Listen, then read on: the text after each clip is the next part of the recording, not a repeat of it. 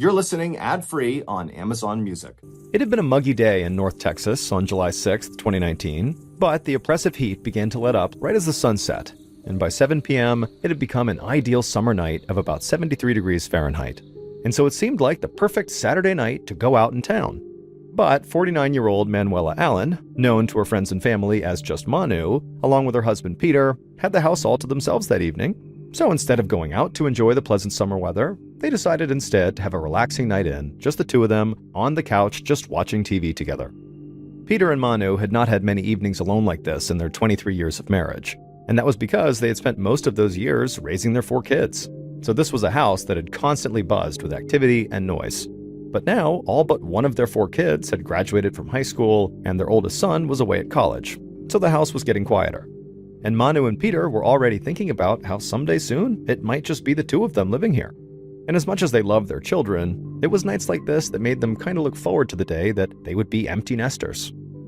Peter grabbed his glass that contained some vodka from the end table and took a sip, and then he and Manu leaned back on the couch to watch a replay of a Texas Rangers baseball game. Manu loved sports, and while baseball was not her favorite, it would have to do until football season rolled back around. Manu and Peter lived in the small Texas town of Olney with a population of just 3,000 people, and the nearest city with a major football team was over 2 hours away.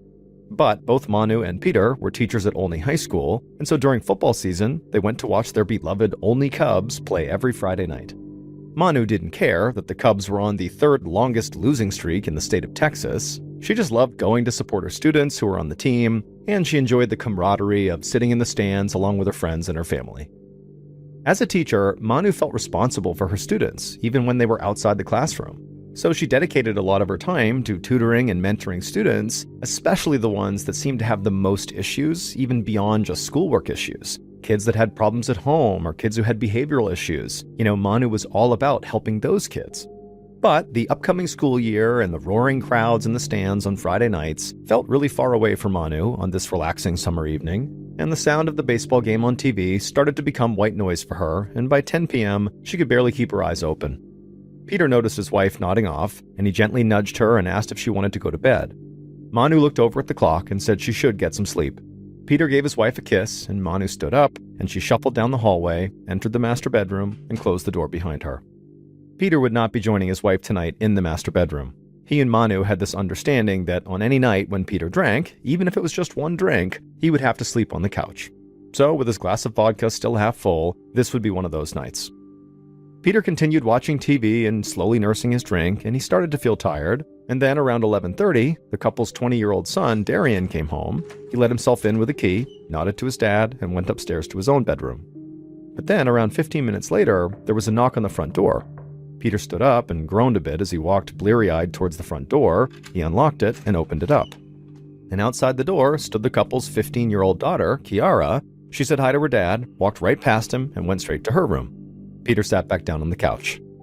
The couple's 18-year-old daughter, Melanie, was away on a weekend trip with her friends, so she wasn't expected home. And at this point, it was close to midnight, so Peter dimmed the lights, reclined on the couch, and slowly drifted off to sleep while the TV stayed on at a low volume. A little after 8 a.m. the next morning, Peter woke up feeling like he could have used maybe another hour or two of sleep. Now, it was Saturday, and if Peter wanted to, he could keep sleeping, but even on these weekends, Peter just could not seem to sleep in. He just automatically got up. So Peter climbed up from the couch, grabbed his computer, and then went back to the couch to read some news online.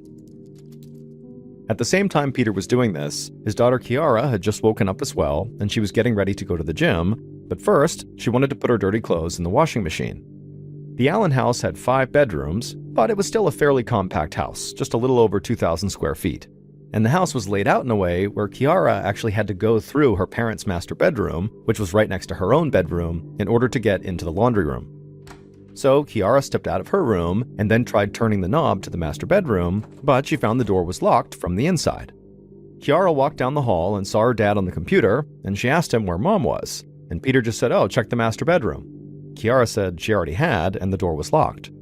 Peter then told his daughter to just go around through the garage, because in their house, the master bedroom had 2 entrances. There was one in the hallway inside of the house, which is the door that was locked, and then the other entrance was through the laundry room on the other side, which connected to the garage. So Kiara stepped outside of the house and went into the garage, and she walked into the laundry room, and then she reached the door that led into the master bedroom, and when she tried the doorknob, it was unlocked. So she swung it open, she stepped inside, and she froze, because what she saw was horrifying. Kiara turned and ran back outside, back around into the main house, ran to her dad and said, "Mom is not in the bedroom," and there was blood everywhere. Peter instantly sprung up, raced outside into the garage and into the master bedroom, and right away he stepped in this big puddle of blood in the carpet, and he looked around the master and there really was blood everywhere, and his wife was nowhere to be seen. Peter instantly thought his wife must be badly injured somewhere, so he ran from the master bedroom, with Kiara now following behind him, back into the garage and then out to the driveway, and that's when he realized Manu's car was gone. Peter turned to his daughter and said, Mom must have hurt herself and driven herself to the hospital. And so Peter called his wife's cell phone, but it went straight to voicemail. So a few minutes later, Peter and Kiara got into his car and they sped to a nearby hospital, thinking that's where Manu's going to be. But when they got there, Peter slowly drove through the parking lot of the emergency room looking for Manu's white SUV, but they didn't see it anywhere. So they parked the car and they went inside the hospital and asked the staff if Manuela Allen had been admitted, and they said no. So Peter and Kiara left that hospital, went to another nearby hospital, but again, Manu's car was not there and the staff said she had not admitted herself. And so Peter and Kiara returned home, and at this point, Peter dialed 911. And he explained to the operator that his wife was missing and there was blood all over her bedroom.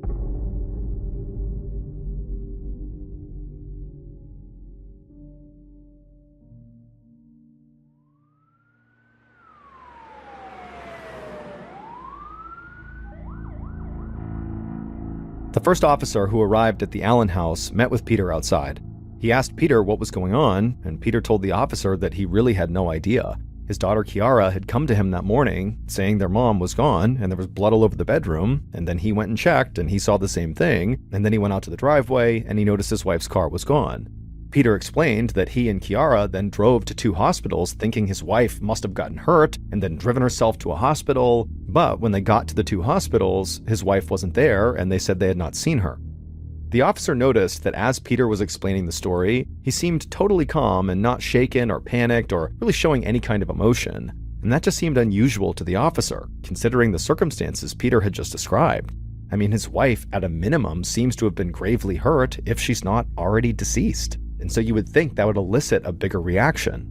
But the officer kept that to himself, and instead he had Peter lead him inside the residence to the master bedroom. And the first thing the officer noticed was that the bed had been stripped bare, and there was a bloody pillow on the floor next to the bed. And he did see blood spatter all over the room, across the mattress, the closet doors, and the wall. In fact, there was so much blood that the officer did not believe a person could survive having lost that much of it. And so he wondered to himself why Peter didn't immediately call 911 instead of getting in the car with his daughter and driving around to various hospitals first. It seemed obvious this was an emergency, so why wasn't it treated that way? Then the officer noticed something else on the bedroom floor. It was a knife. And so at this point, it was obvious this was a crime scene, so he asked Peter and Kiara to clear out of the master bedroom and go wait for him on their couch. And so after the father and daughter had stepped out of the room, the officer walked outside and went to the garage. And immediately, he saw bloody streaks on the ground, and he traced them through the laundry room and back to the door of the master bedroom. And he recognized these bloody streaks had to be drag marks. Everything the officer saw painted a picture of a very violent struggle having taken place in the bedroom, most likely sometime during the night. The officer then walked back into the house and observed bloody footprints leading from the master bedroom to the kitchen, right to a spot next to the refrigerator. And so the officer walked into the living room where Peter and Kiara were, and he asked Peter about these footprints and, why would somebody go into the kitchen potentially? And Peter explained that actually his wife kept her keys on a hook right next to the refrigerator, and her keys were gone along with her car. And so at this point, the officer radioed dispatch for help and said the police should now be on the lookout for Manu's vehicle, because clearly either Manu or someone who harmed Manu had taken the keys and taken the vehicle. A few minutes later, Sergeant Dan Birbeck of the Young County Sheriff's Department, along with a couple of local police from Olney, pulled up in front of the Allen house. And the officer who had first arrived on scene walked up to Birbeck and briefed him on what he had seen. After being briefed up, Sergeant Birbeck immediately walked into the Allen house and told Peter and Kiara that they would need to step outside. As Peter and his daughter walked out onto the porch, Peter told Birbeck that actually one of his other kids was still in the house upstairs. So Birbeck told the father and the daughter to stay outside, and then Birbeck walked into the house and upstairs to a second-floor bedroom, opened the door, and found 20-year-old Darian inside with his headphones on playing video games. Birbeck asked Darian to come outside with him, and Darian, who looked very confused, asked what was going on here. But Birbeck just said he needed Darian to leave the house right now. So Darian just did as he was told and stood up and followed the detective downstairs, and then he, along with Birbeck, joined Peter and Kiara outside on the porch. Once they were out there, Birbeck began questioning them, starting with the husband, Peter. Birbeck asked Peter, why did you sleep on the couch that night instead of in your bed with your wife? Peter explained the agreement he had with Manu, that whenever he drank, no matter how much, he would sleep on the couch. Now, Sergeant Birbeck kept this to himself, but right away he wondered, why would you have that agreement in place? Was Peter like a maniac when he drank? Did he get violent? What was going on here? Birbeck then proceeded to ask each member of the family if they had heard anything unusual during the night before, because Birbeck assumed someone in the house must have heard something considering the crime scene in the master bedroom. And the couch where Peter slept was only about 20 steps away from the master bedroom. Kiara was in the bedroom right next door to the master bedroom, and Darian was right above it in the upstairs bedroom. It just seemed impossible that such a violent struggle could have taken place with them not hearing anything. But Peter said he really heard nothing, aside from the sound of an engine, which he thought could have been his wife's SUV, starting up around dawn. And he said the sound actually woke him up, but he went right back to sleep and figured it was not a big deal, whatever it was. Birbeck asked Peter, is it normal for your wife to just get up and leave in the middle of the morning like that? Didn't you think to maybe ask her where she was going? Peter replied that it was not his job to keep tabs on his wife. Darian, who had been upstairs, said the whole night he'd had his headphones on and was playing video games. The only thing he said he heard over the course of the whole night was a rustling sound coming from the kitchen, sometime between maybe 3 and 5 a.m., but he figured it was just his dad maybe getting a snack. And then Kiara, who was in the room right next door to where her mother appeared to have been in some life-and-death struggle, said she really had heard nothing. Absolutely nothing. Now, Birbeck, by this point, looked totally stunned by their answers, and so Kiara, who kind of picked up on his suspicion, she quickly explained that she had been out that night, and when she got home, she went straight to her room, slipped into her bed, put her earbuds in, which would have nullified the noise, and she FaceTimed with her boyfriend. And then after the call, she fell asleep still with the earbuds in her ears, which again could have prevented her from hearing anything. Birbeck didn't know what to believe here, but he just still felt like something was off. Maybe these family members know more than they're letting on. But he obviously had no proof, and so Birbeck told the family that, when he was done here at the house, he wanted them to come to the station so he could speak to them further. It was around this time that Lieutenant David Wilk was driving past the Allen family house when he saw the yellow crime scene tape stretched out around their property. Now, Lieutenant Wilk worked for the sheriff's department that was the next county over, so he had no idea what this crime scene tape was about, but he did know the Allens personally. In fact, his son was a football player at Olney High School, and the boy adored Manu. So Lieutenant Wilk just really liked the Allen family, and seeing the crime scene tape, it just made his stomach drop, because he knew, obviously, something bad had happened. Wilk immediately pulled over, got out of his car, and introduced himself to a local police officer he saw standing outside of the residence. And Wilk asked the officer, what's going on here? And the officer told Wilk that Mrs. Allen was missing, and it didn't look good. Wilk asked if there was anything he could do to help, and the officer told him that actually right now, other patrol units were out looking for Manu's white SUV, and so if Wilk wanted to, he could join in that search. And Wilk said yes, where should I look? And the officer suggested that maybe he explore the recreational area around Lake Cooper, which was a very popular swimming hole about 8 miles north of town. And so the officer gave Lieutenant Wilk a description of Manu's vehicle and her license plate number, and then Wilk left, got back in his car, and began driving north until he reached the lake area. There, he pulled into the recreational area and began driving along the perimeter of the lake. And as he approached a boat ramp, something on the other side of the lake near the dam drew his attention. It was a white SUV, just like Manu's missing vehicle.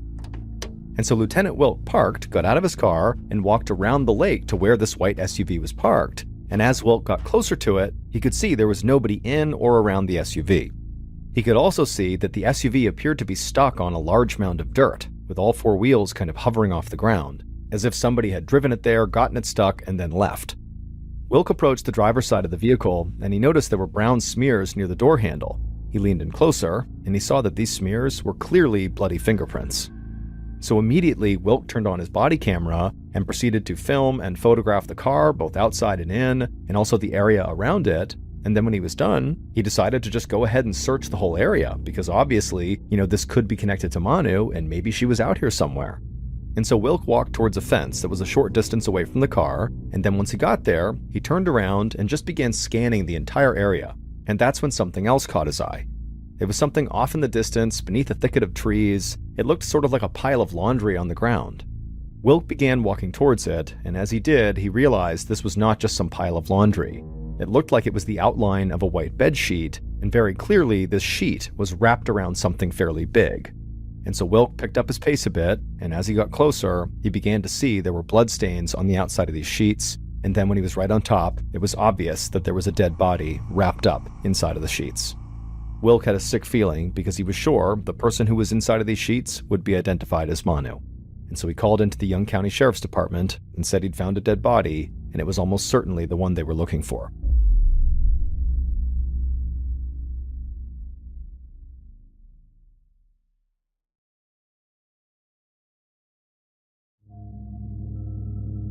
Back at the Allen house, Sergeant Birbeck heard about the discovery of a body on his radio. And so now that this was officially a homicide case, he reached out to the state police, known as the Texas Rangers, for help. He arranged for Peter, Kiara, and Darian to be taken to the nearest Texas Ranger station, and then he got into his cruiser and drove down to the lake, as other county and state police headed that way as well. Birbeck arrived at the lake, and Lieutenant Wilk led him to the body that was still wrapped in the sheets. Since Wilk was not working the case in any official capacity, he'd left the body as he'd found it. So Sergeant Birbeck leaned down and began pulling away the sheets and also some yucca leaves that had covered up the victim's face. And then once the victim was exposed, Lieutenant Wilk, who was standing nearby and who knew Manu personally, was able to positively identify her. Manu was deceased.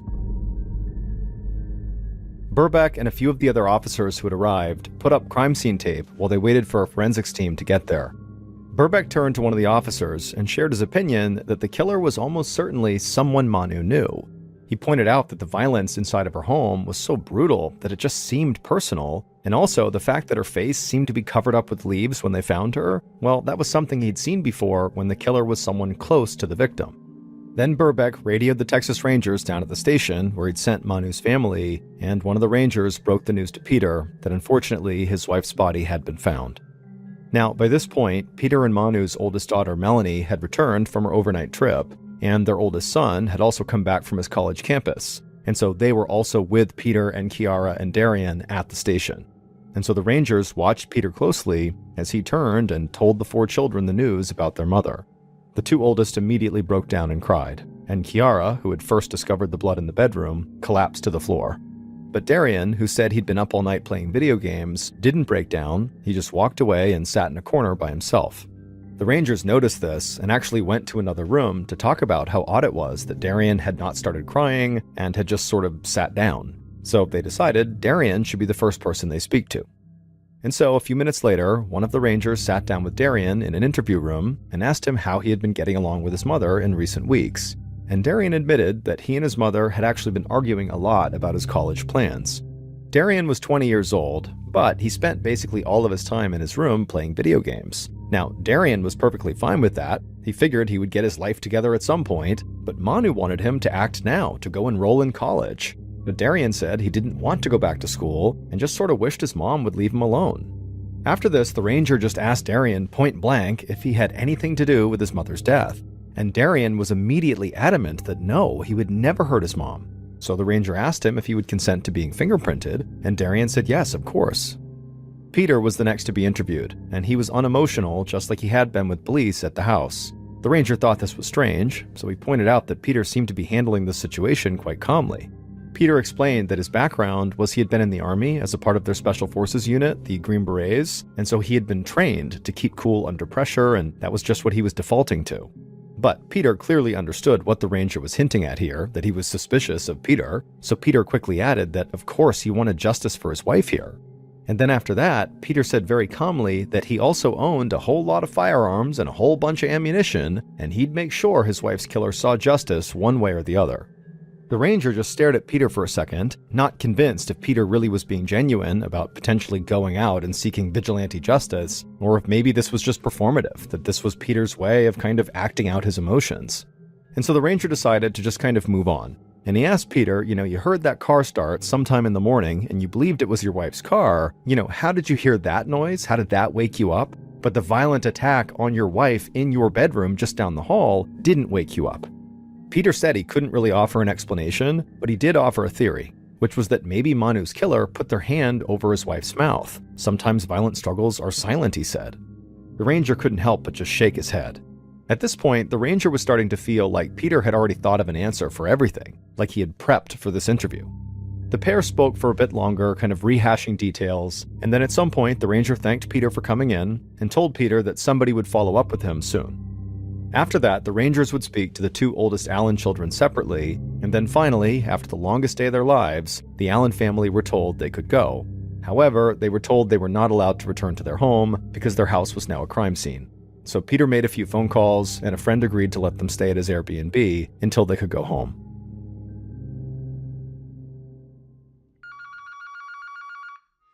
The next day, Sergeant Birbeck got a call from the medical examiner who had Manu's autopsy results. The medical examiner revealed that Manu had been stabbed multiple times, and she had defensive wounds on her hands. She had also been strangled, and her neck was broken. And what's more, after Manu had been taken to the lake, the killer had shot her in the face after she was dead.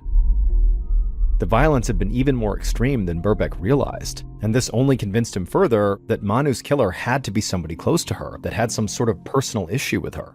Then Birbeck and members of the state police met with forensics investigators who had processed the scene out by the lake, and they had found shoe prints in the mud near Manu's stranded SUV, and bicycle tracks that led away from the SUV out of the recreational area and onto the main road. And so while investigators followed up on these shoe prints and bike tracks, word of Manu's murder quickly spread through the small Texas town. Students at Olney High School, where Manu worked, were devastated when they learned of the death of their beloved teacher.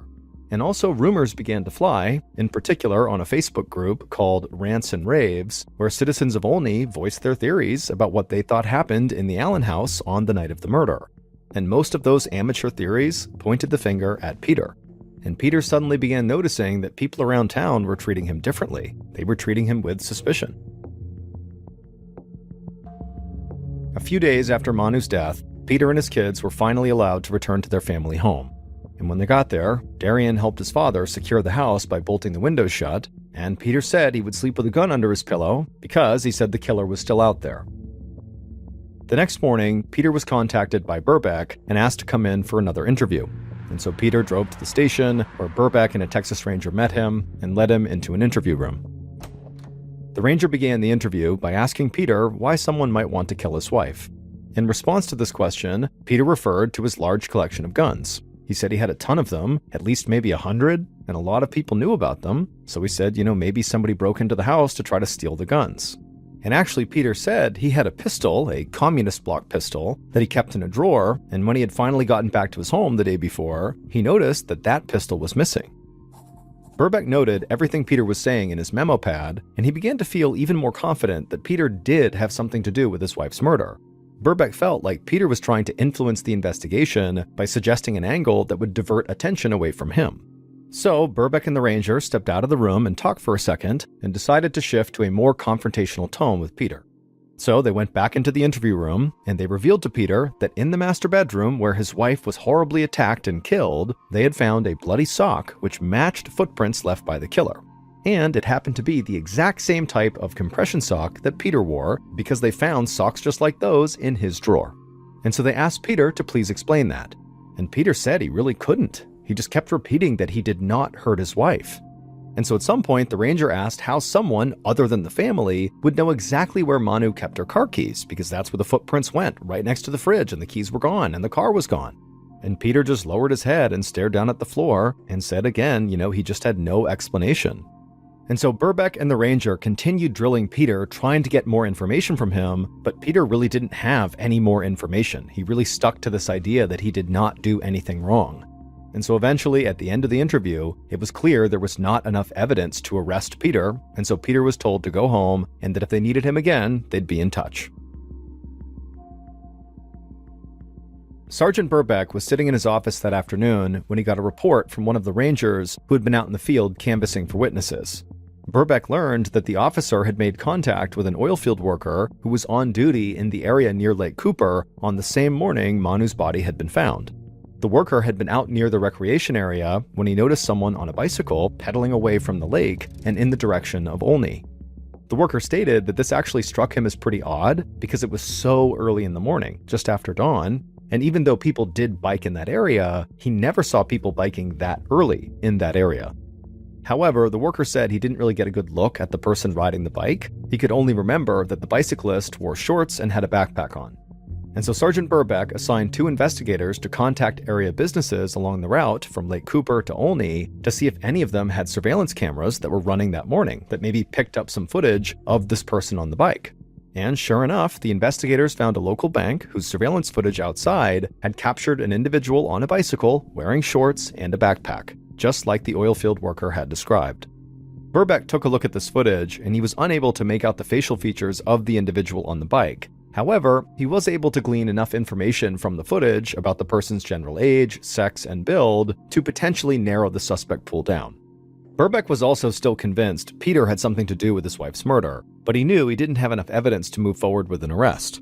But what he could do was try to rule out other possibilities, like for example Peter's theory about a burglar trying to steal his guns, because if he could rule that out, it would only help strengthen the case against Peter.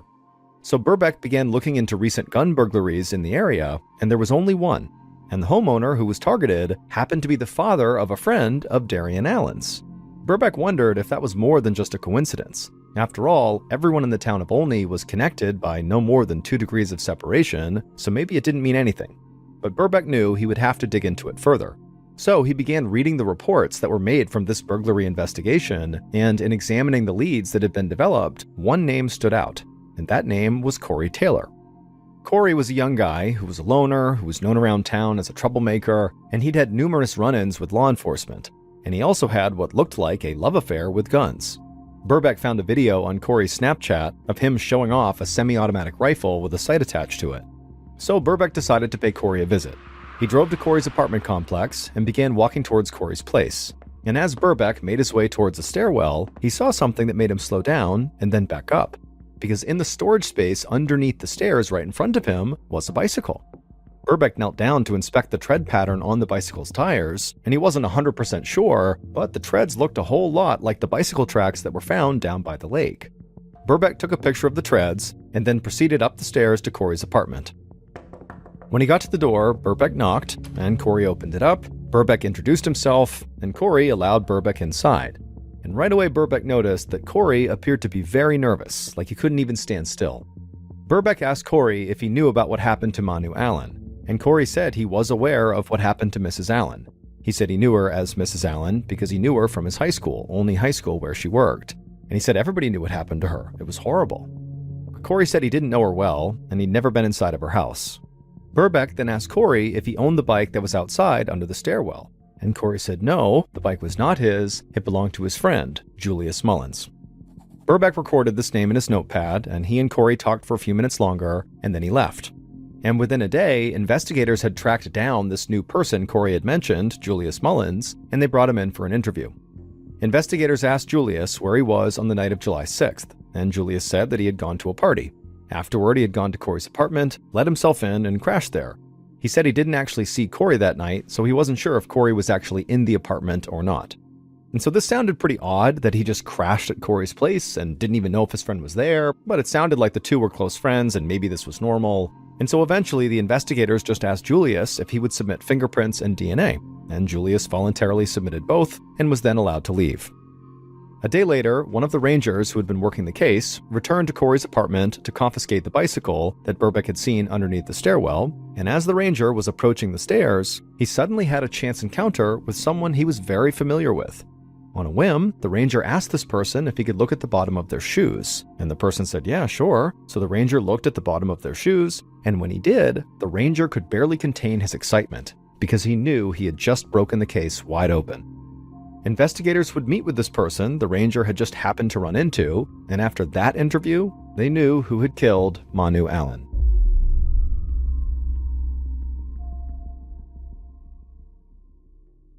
Here is a reconstruction of what police think happened to Manu Allen in the early morning of July 7th, 2019.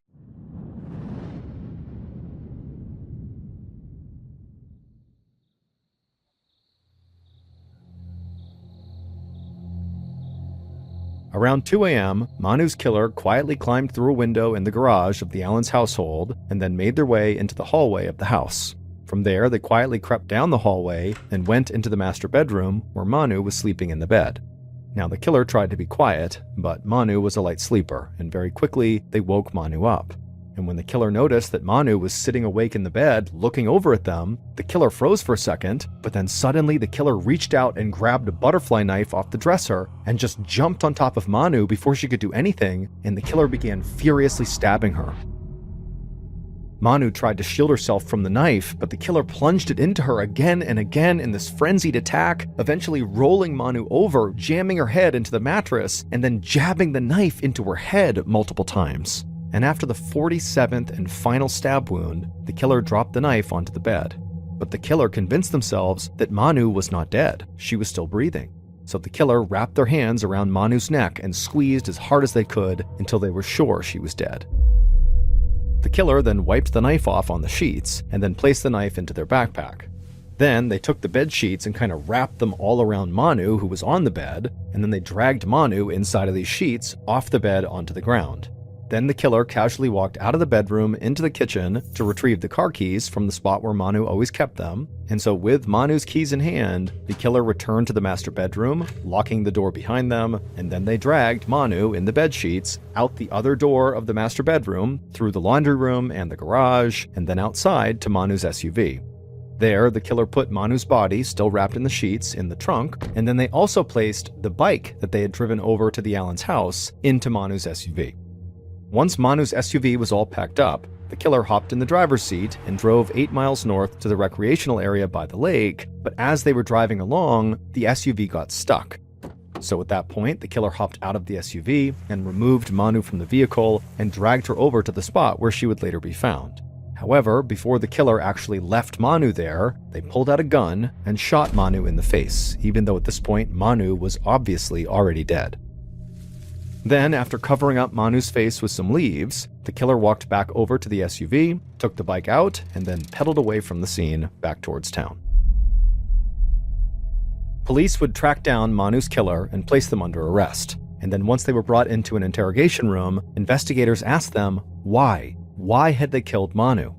And that's when the killer claimed that Manu's husband, Peter, had made them do it.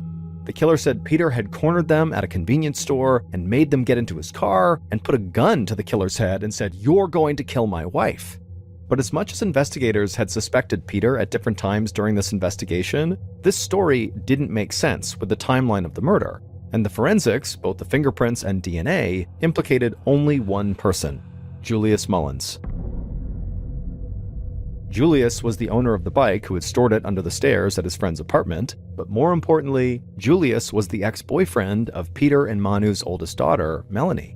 The pair had dated for a year when Melanie was a junior in high school. Julius's home life was undeniably rough, and there were times when his parents would kick him out of the house and he would have no place to sleep. Sometimes the only high school coaches would let Julius, who played tight end for the football team, sleep in the gym.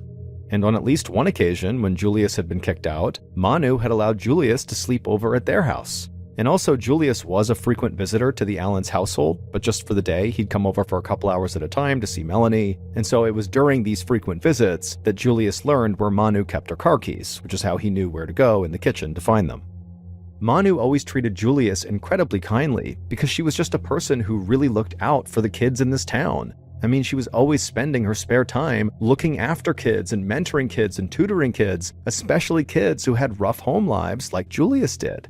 And so Julius was no exception to her kindness. Manu would sometimes help him with his homework and, talk to him and make sure he was doing okay. But during Manu's daughter's relationship with Julius, it seemed like Julius's behavior began to change. He was very temperamental and moody and just seemed like he was snowballing. And so eventually, Melanie broke off the relationship, and Manu kind of stopped talking to him as well, and Julius did not take it well. And this was about 7 months prior to the murder. Police noticed that when they brought Julius in for his first interview, that he had cuts and scrapes all over his arms and legs. And when that ranger went to retrieve the bike from Corey's apartment, Julius was the person he ran into who he was very familiar with because of this case. And he asked Julius to see the soles of his shoes, and when Julius showed him, it was immediately apparent that they matched the shoe prints that had been found by the lake where Manu's body was discovered. The shoes were later found to be an exact match, and the treads on Julius's bicycle were also an exact match to the tracks that were found leaving the scene. Investigators also performed a sound test at the Allen residence, with one ranger in the master bedroom and the other on the couch where Peter had been asleep, and they turned the TV on in the living room to a low volume, as it had been the night Peter fell asleep on the couch and Manu was later murdered. And the ranger in the master bedroom shouted and yelled and made all this noise, and the ranger in the living room could not hear a thing. That's how poorly sound traveled in the Allen household, which is a big reason why nobody heard what was going on in the master bedroom. And also, Kiara, when she had fallen asleep, she had her earbuds in, which did already degrade her ability to hear what was going on in the house, and Darian really had been upstairs with headphones on, which also affected his ability to hear what was going on in the house. So really, nobody heard anything. As for the knife that was found in the bedroom, it was determined to have not been the murder weapon. The knife that was used to kill Manu was found in Julius's backpack. And Peter's stolen communist block pistol was found in the home of Corey Taylor, Julius's friend, but Corey was found to not have been involved with the murder at all. Julius would eventually come clean and would admit that Peter actually had nothing to do with the murder and that Julius had acted totally alone. And it would turn out Peter's theory about the murder, the idea that somebody had maybe tried to break in to steal his guns, but then inadvertently killed his wife, seemed to be at least partially right. Julius claimed when he snuck into the house, he was looking to steal Peter's guns. Julius said he was in the process of stealing an unsecured gun from a cabinet in the master bedroom when Manu woke up. And he said his fight-or-flight response kicked in, and it led him to stab her 47 times and then strangle her, and then eventually later on also shoot her in the face post-mortem. Julius Mullins, who was 18 years old, pled guilty and was ultimately sentenced to 55 years in prison.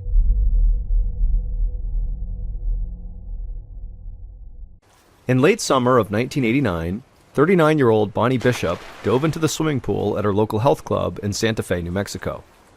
It was just after sunrise, and she closed her eyes as the cool water rushed past her face and chilled her body. Bonnie didn't mind the cold. It was invigorating. Bonnie swam laps every morning. Then she'd towel off and hit the gym for a high-intensity workout. Bonnie was a semi-professional tennis player, and it was important for her to stay in peak physical condition. But this morning, Bonnie woke up feeling groggy and she had a headache. She hadn't been sleeping well lately, and it was harder than usual to get herself motivated to go swim her laps.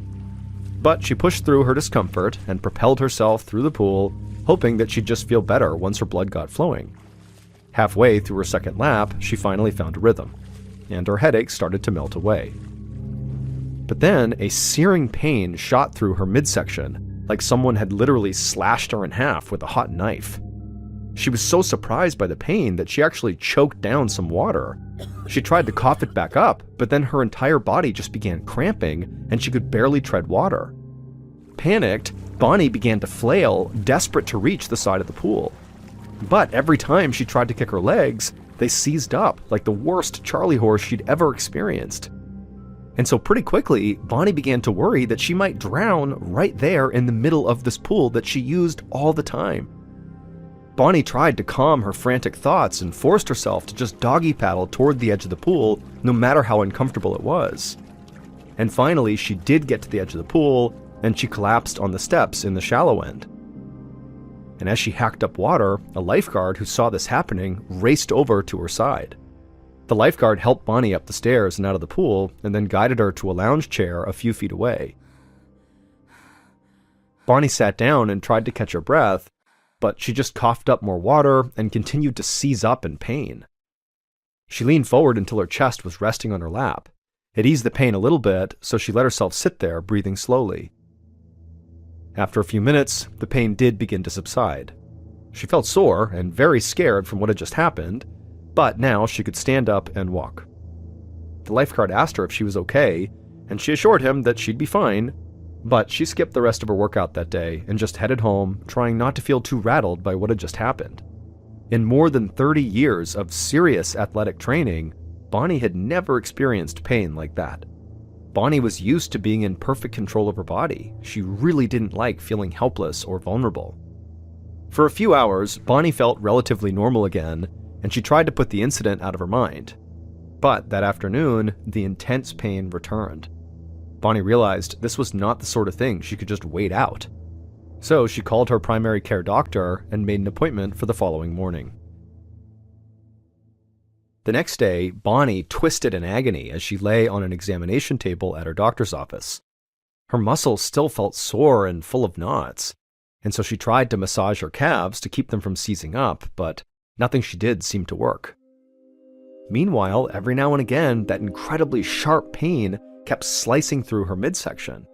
When the doctor came in, Bonnie, who was all bent over and totally uncomfortable, explained to her doctor what had happened at the pool the day before and how terrifying it had been to realize she could have drowned.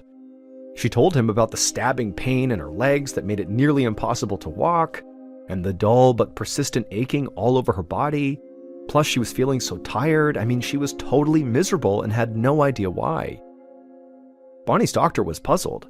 She was an exceptionally healthy woman with no chronic conditions such as arthritis that could have explained her painful muscle spasms, and his initial physical examination revealed nothing out of the ordinary. Her blood pressure, vision, and hearing were all normal.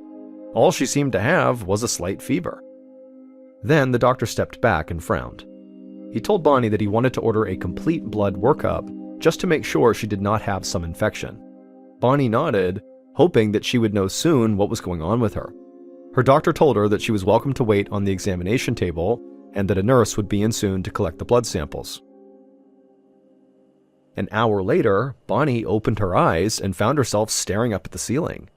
She was totally disoriented for a moment and then realized she must have fallen asleep right after that nurse had come in and took her blood. That same nurse was actually now standing right beside her, and the nurse was apologizing for waking Bonnie up, but she told Bonnie that she really could not keep napping in this examination room. Bonnie nodded her head like she understood and then slowly sat up to leave. But then a moment later, Bonnie's doctor walked in holding her chart, and her doctor looked like something was wrong. Bonnie held her breath as the doctor explained that Bonnie's blood had 10 times the normal amount of a special type of white blood cell called eosinophils. Eosinophils are supposed to fight off infection, and they multiply when the body is invaded by bacteria, parasites, or other enemies. And so this meant Bonnie's body was definitely fighting something. Bonnie braced herself as she asked, what does that really mean? And her doctor kind of looked down for a second, and then in a soft voice, he told her that an eosinophil count as high as hers could mean cancer. Bonnie was shocked. Before she started feeling this pain, she'd been perfectly healthy. How could she have something as serious as cancer? She put her head in her hands, and the nurse came over and rubbed her back. Bonnie could feel tears collecting in her palms. She felt like her body had been hijacked. She was an athlete. The idea of losing her strength and agility while she went through chemotherapy or surgery or whatever other treatment she would need made her feel sick.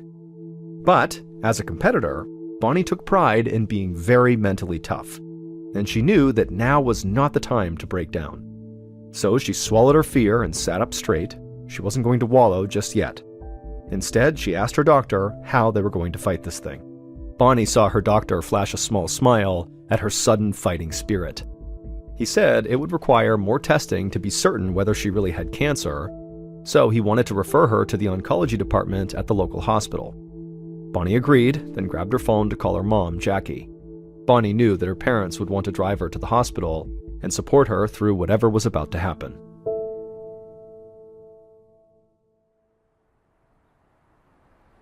That afternoon, Bonnie felt like her muscles were on fire as she sat in the passenger seat of her mother's car. They pulled into St. Vincent Hospital in Santa Fe, where her primary care doctor had already sent over her lab work.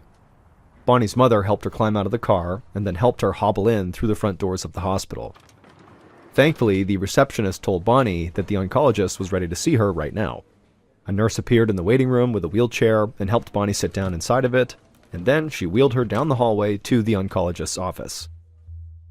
Bonnie climbed onto an examination table as a tall doctor with gray peppered hair entered the office and introduced himself as Dr. William Blevins. Bonnie reached out to shake his hand, and then doubled over as a cramp made her whole abdomen contract. She groaned. The pain was so intense that she couldn't find the words to even describe it. Then she looked up to see Dr. Blevins watching her very closely. He asked her if the pain felt like a toothache, but all over her body. Bonnie raised her eyebrows at such a weird and specific reference, but she said yes. That's actually exactly what it felt like. Dr. Blevins nodded. He explained that Bonnie's high white blood cell count was causing inflammation in her organs and other tissue throughout her body. If they didn't reduce the swelling, the pain would actually only get worse. He said he was glad she came in right away. Dr. Blevins told Bonnie that he was going to test her liver, order some x-rays, and do further blood work. He said that if she really did have cancer, then these tests he was going to do would show him where the cancer was in her body. Despite the kind of frightening details the doctor was giving her, Bonnie tried to be optimistic. She was hopeful that if she did have cancer, that they'd caught it early enough to actually fight it off. For the next hour, Bonnie gritted her teeth as the pain in her body gnawed away at her. In fact, the pain was so intense, she barely remembered Dr. Blevins taking blood samples or the nurse escorting her to the x-ray room. Bonnie kept telling herself that soon they would know what was wrong and how to fix it. Finally, 30 minutes after her last x-ray, Dr. Blevins entered the office, and Bonnie steeled herself, ready for him to confirm she did have cancer. She could feel her pulse quicken and her stomach felt queasy. For the first time all day, she was so anxious that she actually stopped thinking about all her incredible physical pain. But Dr. Blevins said that all of Bonnie's tests actually came back negative.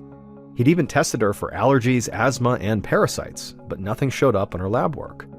Now, they couldn't fully rule out cancer because there were some types of cancer that would not have shown up in these tests, but there were no obvious tumors on her x-rays. Bonnie's mouth fell open as she searched for words. She was encouraged that she didn't have tumors, but something was clearly wrong with her, and until the doctors knew what that was, there was no way to treat it. She clenched her fists, partially because she felt so frustrated, and partially because her body was in excruciating pain. Bonnie looked up as Dr. Blevins sat on his stool and faced her. He assured her that he was going to do everything he could to help. He told Bonnie that he'd already reached out to other doctors in the area to consult on this case. In the meantime, they were going to have to admit Bonnie to the hospital so they could help manage her pain, which meant she'd be staying for a while.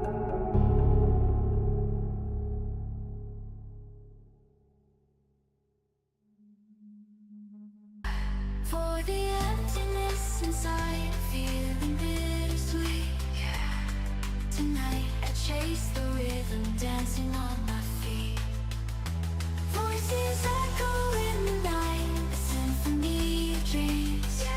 Strangers turn to friends beneath the laser beam. 3 days later, Bonnie lay on her bed at St. Vincent's Hospital, her eyes closed, imagining herself out on the tennis court. Whenever she needed a distraction, she liked to revisit old tennis matches and think about what she should have done differently. It helped take her mind off what was happening to her and the aching pain coursing through her body. Then Bonnie heard someone clear their throat, and she opened her eyes. She saw Dr. Blevins standing near the foot of her bed, and he asked her how she was doing. Beside him was a man Dr. Blevins introduced as Dr. Phil Hertzman, a family practice physician who'd driven in from nearby Los Alamos. Bonnie sat up and tried to say hello, but her voice was hoarse, and she felt totally out of breath.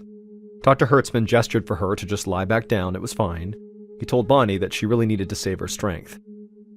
So Bonnie relaxed as Dr. Hertzman approached her bedside. He told Bonnie that he'd looked over her case and consulted with Dr. Blevins, and in his opinion, it was possible that Bonnie had cancer after all, though not in her organs or tissues. Her high white blood cell count could indicate that she had leukemia, which is a form of blood cancer.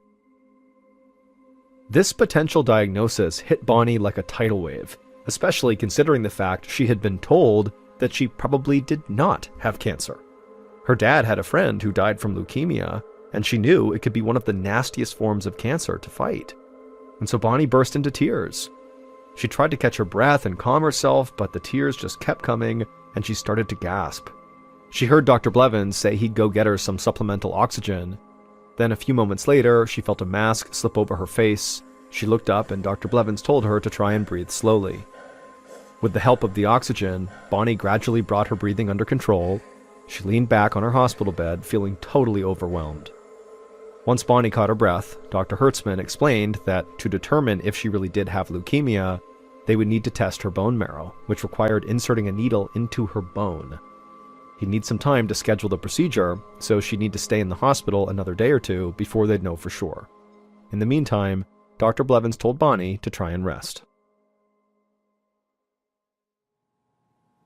A few hours later, Dr. Blevins was finishing up some paperwork when he received a page from a nurse on Bonnie's floor. Bonnie's breathing had been getting worse, and now she could barely breathe at all. Dr. Blevins put his pager in his pocket and sprinted down the hospital hallway. He raced into Bonnie's room and found her leaning forward in bed, coughing and struggling for air. A nurse was hovering around her, trying to fit breathing tubes into her nose to administer oxygen. Dr. Blevins immediately grabbed a stethoscope and moved it down Bonnie's back, listening for any irregularities inside of her. He told Bonnie to please take in a deep breath, and when she did, he heard soft pops in her lungs. He grimaced. These sounds, known as crackles, meant that Bonnie's lungs were definitely filling with fluid. That's why Bonnie was having so much difficulty breathing. It was like her own body was trying to drown her. And that wasn't all. Dr. Blevins could see that Bonnie's body was swelling, especially in her abdomen. It sort of seemed like her whole body was filling up with fluids. Dr. Blevins paged the head surgeon and then asked Bonnie's nurses to prep her for an emergency surgery. Within an hour, Bonnie was out of her hospital room and inside of an operating room. 3 hours later, Dr. Blevins stood to greet one of the surgeons who had whisked Bonnie away into surgery earlier that morning. The surgeon looked totally exhausted. He told Dr. Blevins that because there was fluid buildup throughout Bonnie's entire body, they needed to completely open up her chest cavity to operate, instead of targeting specific areas with needles. When they opened Bonnie up, they saw that the swelling in her body had gotten so bad it was constricting her airway. Between that and the fluid in her lungs, it was no wonder Bonnie could not breathe. The surgeon explained that they spent 2 hours removing more than a gallon of thick yellowish fluid from inside of Bonnie's lungs, stomach, and liver. And while that would keep her alive for now, the fluid would almost certainly come back because they were not treating Bonnie's underlying disease. Bonnie's condition had now become critical. There was some good news, though. The surgeon, during the operation, was able to take samples of Bonnie's bone marrow, liver, stomach, and ovaries. It would let them test her for leukemia and other infections. Dr. Blevins hoped he could finally figure out what was making Bonnie's white blood cell count so high. But the next morning, Dr. Blevins looked over Bonnie's test results, feeling mixed emotions. There was no sign of leukemia in any of Bonnie's tissue, which meant that, once and for all, she really did not have cancer. That was good, and yet her biopsy showed that the specialized white blood cells, called eosinophils, had spread all over her body, and he still had no idea why. Bonnie was dangerously near death, and Dr. Blevins was very worried that she really did not have much time left. The next morning, Dr. Blevins knocked on the door of Bonnie's hospital room and then walked inside. He smiled at her mother, Jackie, who was reading in the corner. Then he turned his attention to Bonnie. He was shocked to see how frail she looked. She was sickly pale and too weak to even lift her head. Dr. Blevins gave Bonnie a half smile, but then he had to tell her the bad news, that he still didn't know what was making her sick, and he was running out of treatment options. He told Bonnie that he was going to prescribe a powerful steroid called prednisone to reduce the inflammation and swelling throughout her body. But privately, Dr. Blevins knew it was just a temporary fix. If they didn't find an answer soon for what this underlying disease was, he didn't see how Bonnie could survive. Now, a few days earlier, Bonnie might have broken down in tears at the doctor's grim message. But now, she just lay there, staring blankly. Looking at Bonnie's hopeless face, Dr. Blevins racked his brain for any possible avenue he had not crossed yet. Then he had an idea. He turned to Jackie, Bonnie's mother, and made a very odd request. He knew it was a total shot in the dark, but it was all they had.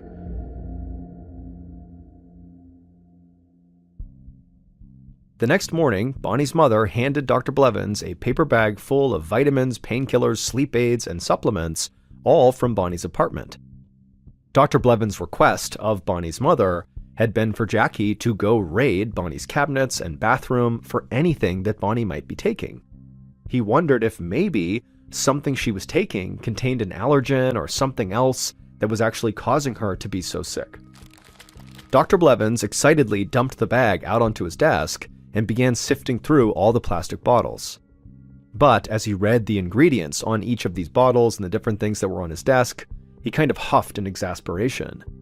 He didn't see any ingredient that could cause an allergic reaction similar to Bonnie's symptoms. Dr. Blevins leaned back in his desk chair, feeling frustrated. He felt like he was running into another dead end. But just then, the doctor's phone began to ring. He was going to send it to voicemail, but when he picked up his phone, he saw it was Dr. Hertzman, the family physician who'd consulted on Bonnie's case and suggested she might have leukemia. So, considering the circumstances, Dr. Blevins picked it up. Dr. Hertzman explained that a woman named Kathy had come to his practice that morning. Kathy was 43 years old, and she was having trouble sleeping. In fact, Kathy said that over the past 3 weeks, she hadn't slept more than a few minutes a night. Every time she began to drift off to sleep, she'd snap awake, feeling like her muscles were on fire. And now she was having trouble breathing, and she'd begun having this agonizing pain course through her entire body at regular intervals. According to Dr. Hertzman, Kathy said it felt like she had battery acid under her skin. Dr. Blevins' eyes widened. He couldn't believe what he was hearing. Kathy's symptoms were nearly identical to Bonnie's. He asked if Kathy also had elevated levels of eosinophils, and Dr. Hertzman said yes. Her white blood cell count was off the charts. Dr. Blevins realized that Dr. Hertzman was essentially telling him that these women's cases could be linked, which meant both women might have been exposed to the same thing that made them sick. But it also meant something else. The doctors could be witnessing the beginning of a new contagious condition, but they had no idea what was causing it. The situation had now become a ticking time bomb. Dr. Blevins thanked Dr. Hertzman and then hung up, but honestly, Blevins was kind of at a loss for what to do next. He got up to grab a cup of coffee so he could think, and when he got back to his office with his coffee, the phone on his desk was ringing. It was another physician at the nearby Women's Health Center calling about a patient referral. They wanted Dr. Blevins to take a look at a woman who had a high eosinophil count and extreme muscle pain. This woman had the same symptoms as Bonnie and Dr. Hertzman's patient, Kathy. But instead of feeling more despair at more people having these symptoms, Dr. Blevins suddenly felt energized. If he could find one single link between all three of these women, he could probably figure out what was making them sick. And if he acted fast, he could potentially save all of their lives. Dr. Blevins picked up the phone and made some calls.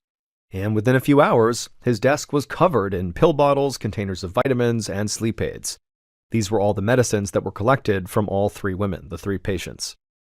Dr. Blevins took a step back from his desk, and he noticed that all three piles from each of the three women had something in common.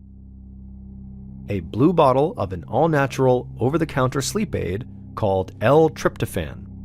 And Dr. Blevins knew that all three women had been saying they were struggling to sleep lately, so they must have been taking this L-tryptophan right around the time they got sick. Now, typically, this supplement was harmless, but Dr. Blevins suspected that something about this one brand of L-tryptophan was harming these patients. And it was available on shelves everywhere, and so if he was right about this, Dr. Blevins needed to act right now before more people got sick. So he grabbed the phone, and Dr. Blevins contacted the New Mexico Department of Health about a potential outbreak. The Department of Health immediately began an investigation, and in November of 1989, about 3 months after Bonnie had first got sick, the FDA issued a nationwide recall of all products containing L-tryptophan. 6 months after that, the CDC conducted a nationwide study and found that all the sick patients, including Bonnie, had been taking L-tryptophan made by a Japanese company called Showa Denko. Showa Denko had been trying to genetically engineer a bacteria that, in theory, would help them make more L-tryptophan for less money. But the bacteria contaminated the batches which caused 1,500 cases like Bonnie's, and of those cases, 37 Americans died. Because of this outbreak, L-tryptophan was banned in the United States until 2005. Since the manufacturing error was identified, there have been no additional cases of contaminated batches. Bonnie would be one of the lucky ones who would survive her illness, which is known as eosinophilia, but it took a long time for her to resume a normal life. She was in the hospital for a month before she was well enough to go home. It took several more years, but eventually Bonnie would make a full recovery. She finally felt in control of her body again and relished her active lifestyle more than ever. Also, thanks to the doctor's quick thinking, both Kathy and the other woman Dr. Blevins treated also made full recoveries. The world fades out of focus, worries disappear. Just the beat remains, a feeling crystal clear. Electric adrenaline pumping through my veins. This feeling's so alive, breaking free from the chains. We're lost in the moment, caught in a digital tide. Here's symphony, where hearts and dreams collide.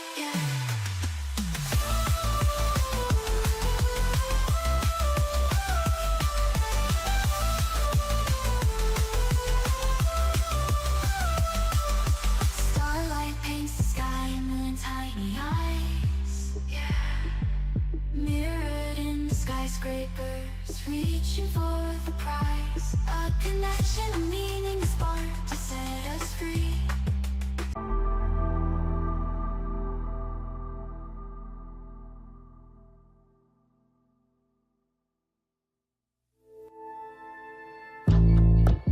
From Ballin Studios and Wondery, this is MrBallen's Medical Mysteries, hosted by me, Mr. Ballen. A quick note about our stories: we use aliases sometimes because we don't know the names of the real people in the story, and also, in most cases, we can't know exactly what was said, but everything is based on a lot of research. And a reminder, the content in this episode is not intended to be a substitute for professional medical advice, diagnosis, or treatment. This episode was written by Aaron Land. Our editor is Heather Dundas. Sound design is by Ryan Potesta. Coordinating producer is Sophia Martins. Our senior producer is Alex Benedon. Our associate producers and researchers are Sarah Bytak and Tasia Palakonda. Fact-checking was done by Sheila Patterson. For Ballin Studios, our head of production is Zach Levitt. Script editing is by Scott Allen and Evan Allen. Our coordinating producer is Matub Zair.